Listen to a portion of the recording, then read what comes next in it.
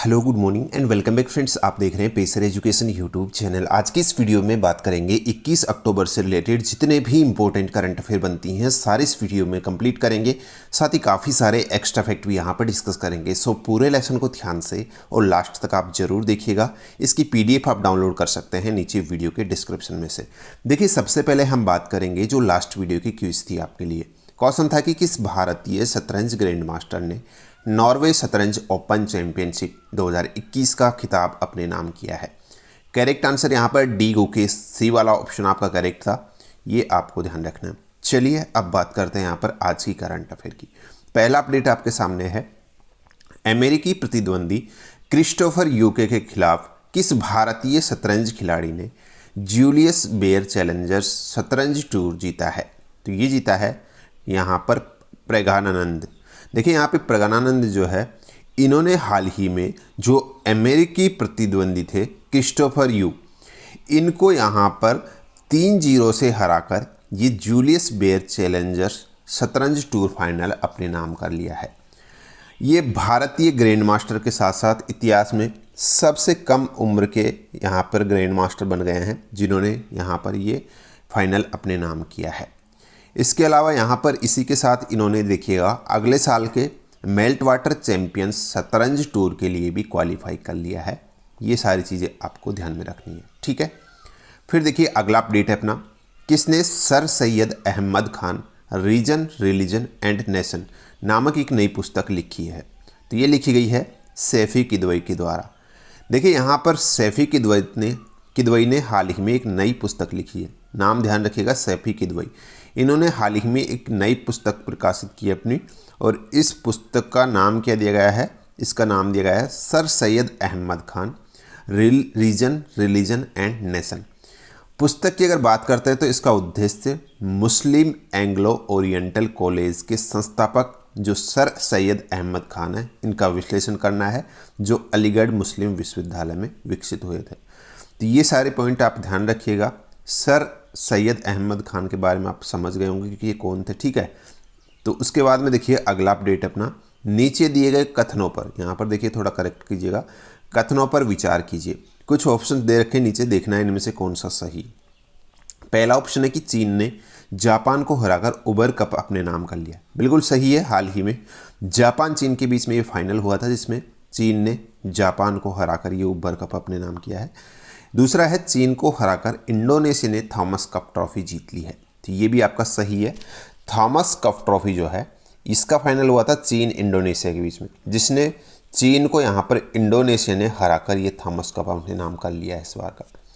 तीसरा है यहाँ पर, उबर और थॉमस कप द्विवार्षिक अंतर्राष्ट्रीय बैडमिंटन चैंपियनशिप है। तो ये भी आपको ध्यान में रखना है, ये चीज़ इंपॉर्टेंट। डायरेक्टली कई बार अपने एग्जाम्स में पूछा गया है कि उबर कप का संबंध किससे है, थॉमस कप ट्रॉफी का संबंध किससे। तो ध्यान रखिएगा, उबर और थॉमस जो है एक अंतर्राष्ट्रीय बैडमिंटन चैंपियनशिप ट्रॉफी है, ठीक है। तो आपके सभी आंसर यहाँ पर सही है। तो करेक्ट आंसर होगा उपरोक्त सभी सही है। नेक्स्ट अपडेट देखिएगा, किसको राष्ट्रीय अनुसंधान विकास निगम NRDC का नया अध्यक्ष और प्रबंध निदेशक चुना गया है। तो करेक्ट आंसर होगा अमित रस्तोगी।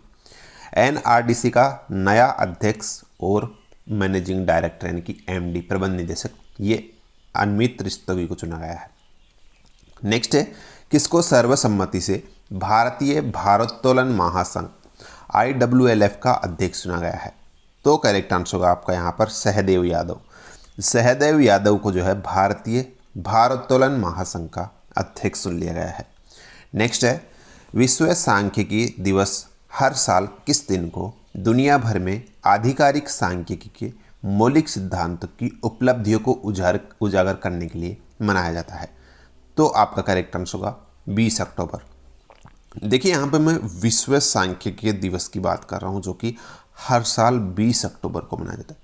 ये यहाँ पर राष्ट्रीय सांख्यिकी दिवस भी मनाया जाता है, उसकी भी हम यहाँ पे बात करेंगे। लेकिन सबसे पहले हम बात करते हैं विश्व सांख्यिकी दिवस की।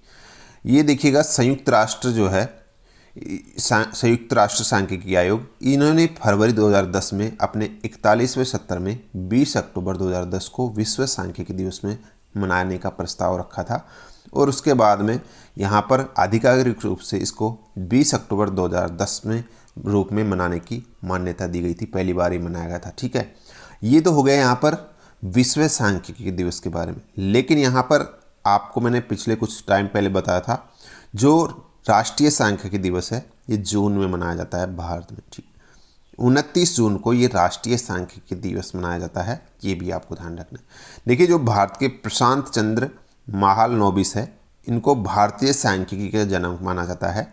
इनका जन्म 29 जून 1893 में कोलकाता में हुआ था, और इन्हीं के जन्म दिवस को जो है यहाँ पर राष्ट्रीय सांख्यिकी दिवस के रूप में सेलिब्रेट किया जाता है 29 जून को। ये दोनों पॉइंट आप ध्यान रखिएगा। नेक्स्ट है, हाल ही जारी Mercer CFS global pension index survey में 43 देशों में से भारत को कौन से स्थान पर रखा गया है? तो करेक्ट आंसर होगा आपका 40। देखिए, यहाँ पर ये काफ़ी इम्पोर्टेंट अपडेट है। ये पेंशन से रिलेटेड इंडेक्स है, भारत के सहित 43 देशों को इस इंडेक्स में शामिल किया गया था, जिसमें भारत लगभग अंतिम स्थान प्राप्त हुआ है, यानी कि 40वें नंबर पर रहा है 43वें नंबर, तो 43 टोटल 43 देशों में। तो ये यहाँ पर भारत की स्थिति काफ़ी दयनीय है, आप कह सकते हैं, या फिर आप कह सकते हैं कि भारत में जो पेंशन मिलती है वो वरिष्ठ नागरिकों के गुजारे लायक है ही नहीं, कतई नहीं है। क्योंकि यहाँ पर भारत जो है इस रैंकिंग में काफ़ी लगभग लास्ट में ही इसको रैंकिंग मिली है, यानी कि जो पेंशन प्रणाली है भारत की और जो पेंशन राशि मिलती है वो यहाँ पर पर्याप्त नहीं है भारत के जो वरिष्ठ नागरिक है, जो बुजुर्ग हैं, उनके लिए।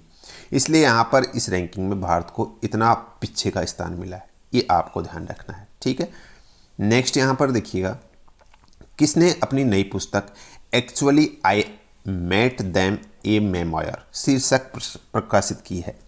तो ये पुस्तक लिखी है गुलजार के द्वारा। नाम से आपको पता चल रहा होगा गुलजार कौन है। भारत के महान कवि, गीतकार, निदेशक जो गुलजार साहब हैं, इन्होंने ही ये पुस्तक लिखी है, और इसका टाइटल क्या दिया गया है? Actually I met them a memoir, ये इसका शीर्षक है। ठीक है, शीर्षक ये प्रकाशित की गई है, और इस संस्मरण का जो प्रकाशन है वो पेंगुइन रैंडम हाउस के द्वारा किया गया है। इस पुस्तक में क्या चीज़ें स्पेशल है? देखिए, इस पुस्तक में गुलजार साहब ने किशोर कुमार, विमल रॉय, ऋत्विक घटक और ऋषिकेश मुखर्जी और महाश्वेता देवी जैसे जो किंवदंती कलाकार हैं, उनके कुछ रोचक और अज्ञात तथ्य जो है इन्होंने उस पुस्तक में साझा किए हैं। तो ये आपको ध्यान रखिएगा। नेक्स्ट है, इनमें से किस द्वारा जारी सबसे प्रभावशाली एक्टर्स की सूची में रश्मिका मंदाना अभिनेत्री ने पहला स्थान प्राप्त किया है? ये यहाँ पर फोर्ब्स इंडिया की ये लिस्ट जारी की गई है हाल ही सबसे प्रभावशाली एक्टर्स की। ठीक है, जिसमें जो रश्मिका मंदाना जो अभिनेत्री है भारत की, ये इसमें पहले स्थान पर रही है, ये आप ध्यान रखिएगा। नेक्स्ट है, 20 अक्टूबर को विश्व भर में कौन सा दिवस मनाया जाता है? आपका करेक्ट आंसर होगा विश्व ओस्टियोपोरोसिस दिवस।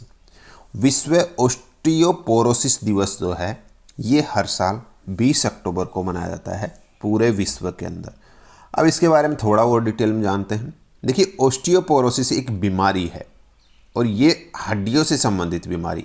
ओस्टिया, यहाँ पर देखिए नाम ओस्टिया जहाँ पे आता है वो हड्डियों से संबंध रखता है। ठीक है, जहाँ पे ओस्टिया आता है, तो ये शरीर की जो मतलब कि हड्डियाँ है इस बीमारी के कारण कमज़ोर होने लगती है। आमतौर पर बढ़ती उम्र के साथ ही ये बीमारी भी बढ़ती जाती रही।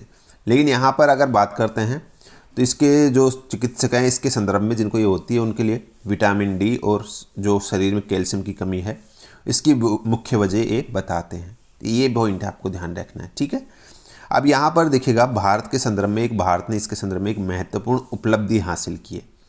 देश की पहली ऑस्टियोपोरोसिस रजिस्ट्री ऑफ इंडिया जो PGI चंडीगढ़ है यहाँ पर स्थापित की गई है, ये भी आपको ध्यान रखना है। एक महत्वपूर्ण उपलब्धि है भारत में। ठीक है, नेक्स्ट, हाल ही में किस राज्य सरकार ने कुटुंबश्री उत्पादों को ऑनलाइन प्लेटफॉर्म पर बेचने की योजना बनाई है? करेक्ट आंसर होगा केरल सरकार ने जो कुटुंबश्री उत्पाद है इनको ऑनलाइन लाने की यहाँ पर घोषणा की है, ये आप ध्यान रखिएगा। नेक्स्ट है, किस संगठन ने भारत का भू स्थानिक ऊर्जा मानचित्र लॉन्च किया है?